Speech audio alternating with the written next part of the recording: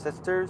We are live here, and today I'm making a video about how machines are destroying your body. Okay? How machines are destroying your body. Let me explain that because that sounds a little crazy. It sounds a little out there.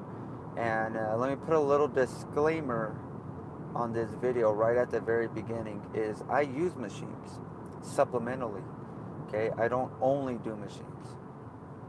Same thing for my clients. I put my clients on machines supplementally. Okay? So let me explain this. Okay? So when I used to work in the factories, a lot of people are doing the same exact movements day in, day out, every single day for hours. In the beginning, they were so tired, they were so fatigued, they were so exhausted, but their body became accustomed to being able to do these type of movements, these type of strength exercises, lifting boxes, lifting objects and moving them and placing them in a certain way. And their body became used to it and it became easy. But then it started to reverse on them and get harder and harder. And the reason why it went from hard to easy, then to hard, is because their body was doing too many repetitive movements. And since their body was doing too many repetitive movements, they became injured. I've seen people with seriously bad elbow tendonitis. They're not willing to quit their job because it was a good job, but their elbow is completely popped out. And the same thing happens with machines. It's difficult in the beginning. Your body gets used to it, and it becomes accustomed to it. But with too many repetitive movements, targeting the same exact area in the same exact way, because most machines are only moving literally one direction forward and one direction back. So with that repetitive movement, you're actually causing trauma. It's just overworking and fatiguing that muscle. Now, there are people that could do a lift or an exercise on a machine 5 different ways. That's going to help out big time. But same thing, your body is going to go through that repetitive movement. And when you're doing a lot of different variety of exercises, you're not going to go through this problem. Especially if you're doing isometric exercises, because you put your body in a strong position. For example, like going on the dips and holding a dip position and getting yourself in a strong position. I mean, you could feel the fatigue just slowly coming over instead of doing that extra rep that injured you. So it's kind of crazy to think this, but it's true. That's why so many bodybuilders are actually in pain. And that's why so many people in the gym are actually in pain and got injuries and got different type of problems all over their body, is because they keep working on the same exact things. Now, why is my lower back hurting? Why are my hips hurting? Why are my knees hurting?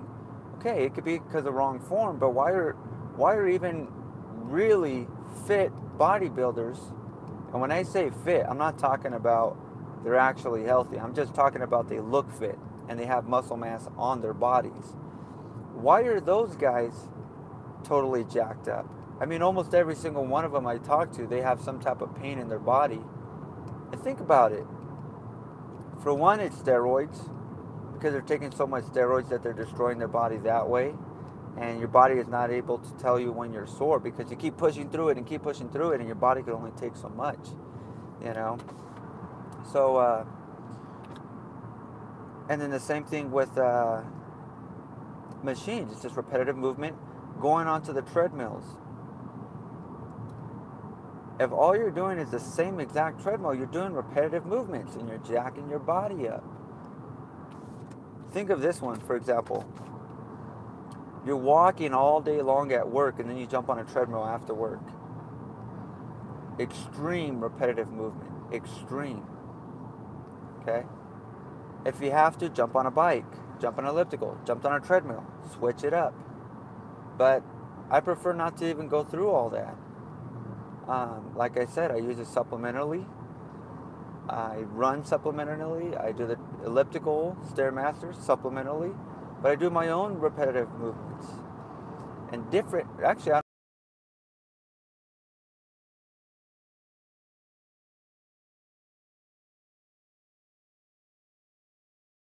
always switching it up, always challenging the body, always focusing on trusting your body,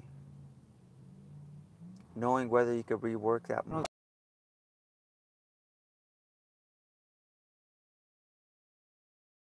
ways, too many repetitive movements, and you're going to end up getting hurt that way, getting injured that way, and then you're not going to get your results that you're looking for. So people will say, oh, but you know, you need to do a certain types of lift in order to build muscle. I disagree, because I've already helped someone put on 20 pounds of muscle in about 6 months. I know it seems unbelievable, but it's true. And how did it work? Well, think about it this way. I'm constantly challenging the muscles in different ways, so you're able to build muscle quicker and faster. Okay? So, what if you could target the chest in 100 different ways by doing 100 different exercises? And each exercise is challenging your muscle. Your muscle is becoming fatigued on each exercise, in each set of exercise that you're doing. So when your muscle goes through a fatigue and you go to failure on every exercise, simple as that, you're putting on muscle. That's how bodybuilders put on muscle, but they do it on machines, most of them. And they go to failure and go about maybe 25, 30 reps till failure. So they're not lifting heavy. That's why they're not as strong as strength athletes, even though they have more muscle. If you're able to target the chest, the shoulder and the tricep, or just the chest in general in 100 different ways, it's going to be better than targeting that muscle in one different way. So, if you're able to target a muscle group 100 different ways, then you're able to get stronger. Compared to how many different machines do you have in your gym that will target the chest, or the tricep, or the shoulder, or the core, for example. There's not that many machines. It's just the training wheels. It's just trainer wheels. It's just something to get you going. But you really want to challenge the body in different ways and really take things to the next level. This is just my observation working in gyms, because like I said, if you look at some of my YouTube videos, I didn't start off in the gym. I worked out in gyms a lot, but I didn't start off working out so much in the gyms. I worked out anywhere. I worked out at the parks. I worked out at doing, climbing upstairs, climbing downstairs, bear crawling up, doing all different varieties of doing stadium exercises.